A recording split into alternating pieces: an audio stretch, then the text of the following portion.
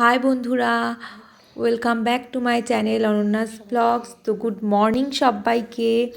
সকাল সকাল দেখো আমি চা বানিয়ে ফেলছি।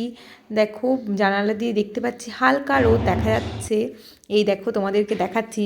রোদটা দেখানোর কারণ হচ্ছে এই কদিন ধরে টানা বৃষ্টিতে একদম মনটা ভাল লাগছে না। তো দেখো আমার চা রেডি হয়ে গেছে। তো রোদটা জানালা দিয়ে দেখতে পাওয়াতে ভীষণ ভাল লাগছে আমার। কারণ এই বৃষ্টি বৃষ্টি আর ভাল লাগছিল না। তার মধ্যে যেহেতু আজকে হোলি, তো রোদটা না হলে ভালো মতো খেলতে পারবো না। তো আমি তাড়াতাড়ি করে পুজো টুজো দিয়ে স্নান করে পুজো দিয়ে এই দেখো রান্না বসিয়ে দিয়েছি। তো আজকে নিরামিষ করবো, তাই পনির ছেলে ভীষণ ভালোবাসে, তাই আমি পনির রান্না করছি।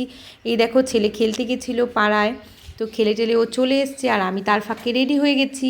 রেডি হয়ে আমি, হাজব্যান্ড আর আমার ছেলে আমরা সবাই মিলে যাচ্ছি বসন্ত উৎসবে রং খেলতে বন্ধু বান্ধবীদের সাথে। তো ওরা সবাই রাজবাড়িতে চলে এসছে, তো আমিও চলে গেছি ওদের সাথে।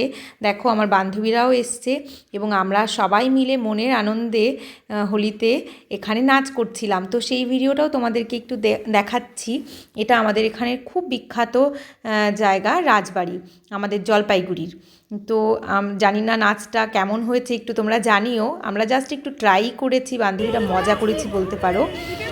আর এই দেখো আমার ছেলে আর ছেলের সব বন্ধু বান্ধবীরা মিলে খেলছে এখানটায় হোলি।